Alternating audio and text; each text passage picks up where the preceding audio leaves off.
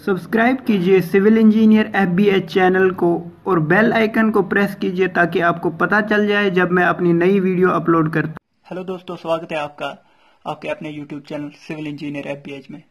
जैसे कि आपने वीडियो के टाइटल से देख ही लिया होगा कि जो हमारा आज का वीडियो है वो है स्लम्प टेस्ट के बारे में। बहुत ही इंपॉर्टेंट टॉपिक है स्लम्प टेस्ट।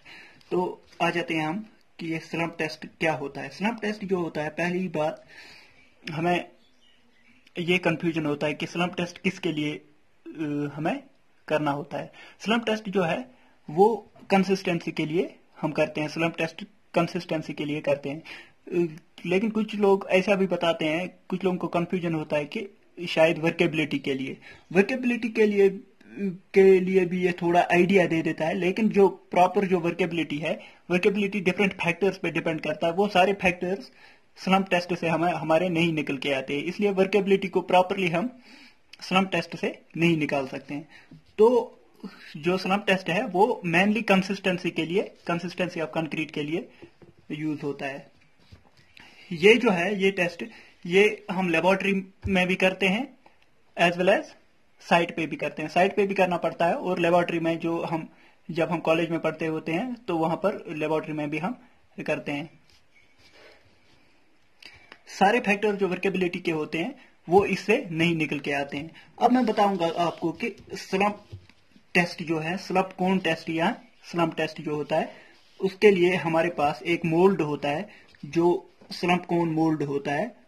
उसका जो डायमेंशन होते हैं वो मैं आपको बता दूं। ये एक फ्रस्टम ऑफ कोन के शेप में इंस्ट्रूमेंट होता है या मोल्ड होता है, जिसका अपर जो डायमीटर होता है, अपर साइड का डायमीटर वो 10 सेंटीमीटर का होता है और दूसरा डायमीटर जो होता है वो 20 सेंटीमीटर का होता है।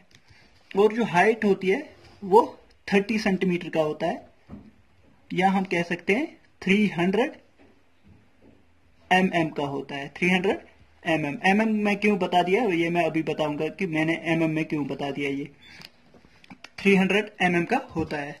अब जो टेस्ट प्रोसीजर है, टेस्ट प्रोसीजर में आपको पहले बता दूं कि टेस्ट प्रोसीजर कैसे करते हैं। हमारे पास एक जो है ये इंस्ट्रूमेंट है हमारे पास, या मोल्ड जिसे कहेंगे। मोल्ड में हम क्या करते हैं, हमारे जो फ्रेशली प्रिपेयर्ड कंक्रीट होता है, कंक्रीट जो लिया हमने 1/4 हाइट तक लेना होता है। 1/4 हाइट तक लेना होता है। जब हमने 1/4 हाइट तक कंक्रीट भर दिया इसमें, तो फिर हम टैंपिंग करते हैं।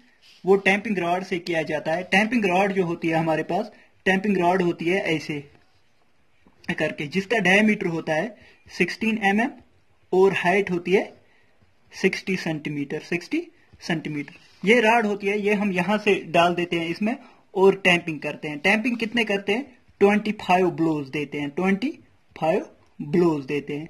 जब हमने एक 1/4 लेयर डाल दी, 25 ब्लोज डाल दिए, फिर 1/4 हाइट तक ले लिया, फिर 25 ब्लोज डाल दिए। ऐसे ऐसे करके हमें जो है प्रॉपरली फिल करना है इस मोल्ड को। ये जो हमारे पास मोल्ड है इसको प्रॉपरली फिल करना है। लेकिन जो ये मोल्ड है ना, मोल्ड आपको याद रखना है, ये एक स्मूथ सरफेस पर रखना होता है। मोल्ड जो हमारा है वो एक स्मूथ सरफेस पे रखना होता है जो नॉन एब्जॉर्बेंट होगी, जो एब्जॉर्ब नहीं करता है। फॉर एग्जाम्पल जो वाटर है, वाटर अगर एब्जॉर्ब कर लिया इसने तो फिर हमारा प्रॉब्लम हो जाएगा। तो इसीलिए नॉन एब्जॉर्बेंट स्मूथ सरफेस पे होना चाहिए हमारा मोल्ड। अब क्या है, अब जब हमने कंक्रीट भर दिया इस मोल्ड में कंक्रीट भर दिया, यहां पर इस पे हैंडल्स लगे होते हैं। हैंडल से हमें आराम से आस्ता आस्ता करके ये जो है मोल्ड निकालना होता है। मोल्ड निकाल दिया हमने। जैसे ही हमने मोल्ड निकाल दिया तो हमारे पास ऐसे आ जाएगा। मोल्ड निकाल दिया तो हमारे पास अब ऐसे कंक्रीट रह गया, ये कंक्रीट वाला ही रह गया। और यहां पर हम मोल्ड रख देंगे, ऐसे मोल्ड रख देंगे ऐसे। ये रखा हमने मोल्ड। अब मोल्ड पे कुछ इंडिकेशन के लिए कुछ स्केल रख देंगे, ऐसे स्केल रख देंगे ऐसे। फॉर एग्जांपल ऐसे, ये रहा हमारा जो मोल्ड है और ये रहा हमारा कंक्रीट। अब जो है अब प्रॉपरली इसी शेप में नहीं रहेगा, यहां तक नहीं रहेगा। ये थोड़ा नीचे नीचे आना स्टार्ट हो जाएगा। उसे कहते हैं सबसिडेनस। क्या कहते हैं? सबसिडेनस जो सबसिडेंस कंक्रीट की होती है, जो नीचे नीचे कंक्रीट आ जाता है, उसी वैल्यू को कहते हैं स्लम्प वैल्यू। स्लम्प वैल्यू होता है जो सबसिडेंस कंक्रीट की होती है। फॉर एग्जांपल यहां हमने स्केल रखी कुछ जिसे इंडिकेट करेंगे। अगर ये 10 mm नीचे आ गया तो स्लम्प वैल्यू हमारा आ गया 10 mm। 20 आ गया नीचे तो स्लम्प वैल्यू क्या हो गई 20 mm। ऐसे ही 30 आ गया तो स्लम्प वैल्यू हो गई 30 mm। ऐसे ऐसे करके हमारे स्लम्प वैल्यूज आ जाते हैं। इसी को कहते हैं स्लम्प वैल्यू। अब कुछ रिकमेंडेशंस दिए हैं इंडियन स्टैंडर्ड कोड ने कि किस चीज के लिए कितना हमारा जो स्लम्प वैल्यू होना चाहिए। जो हमारा रोड कंस्ट्रक्शन के लिए मटेरियल कंक्रीट यूज होता है उसका स्लम्प वैल्यू 20 to 40 के बीच में होना चाहिए। 20 to 40 mm के बीच में होना चाहिए।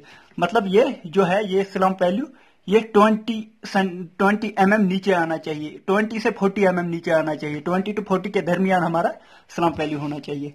अब अगर बीम्स और स्लैब्स के लिए हम ले रहे हैं उसके लिए 50 to 100 mm का स्लम्प वैल्यू होना चाहिए।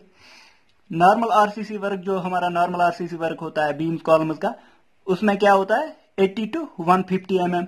मास कंक्रीटिंग के लिए, मास कंक्रीटिंग कहां पर करते हैं? मास कंक्रीटिंग होता है यहां पर हम फॉर एग्जांपल डैम बना रहे हैं या फिर अबटमेंट बना रहे हैं या फिर ब्रिज बना रहे हैं, वहां पर मास कंक्रीटिंग होती है। वहां उसके लिए 25 to 50 mm जो है स्लम्प वैल्यू होना चाहिए।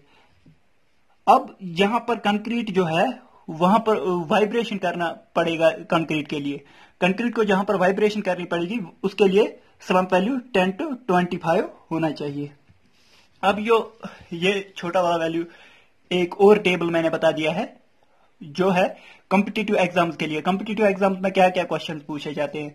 कॉम्पिटिटिव एग्जाम्स के लिए पूछा जाता है वर्केबिलिटी कंसिस्टेंसी के लिए पूछा जाता है कि स्लम्प वैल्यू क्या होना चाहिए। वर्केबिलिटी अगर वेरी लो वर्केबिलिटी बोला जाता है, अगर 0 to 25 स्लम्प वैल्यू है तो उसे वेरी लो वर्केबिलिटी कहते हैं।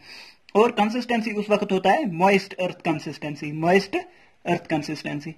अब दूसरा हो गया वर्केबिलिटी लो होती है 25 to 50। 25 to 50 अगर स्लम्प वैल्यू है, वर्केबिलिटी लो होती है और कंसिस्टेंसी ड्राई कहते हैं, कंसिस्टेंसी को ड्राई कहते हैं उस वक्त।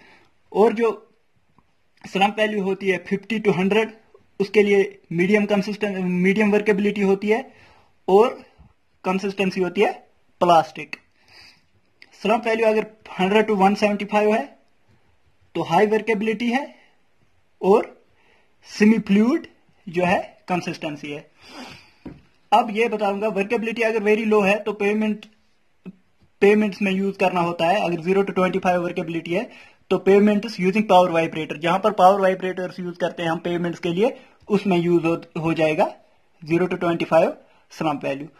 अब देखो स्लम्प वैल्यू अगर 25 to 50 है, मास कंक्रीटिंग के लिए payments using mechanical and hand vibrators, जहां पर mechanical and hand vibrators use होते हैं वहां पर 25 to 50 जो है स्लम्प वैल्यू होना चाहिए।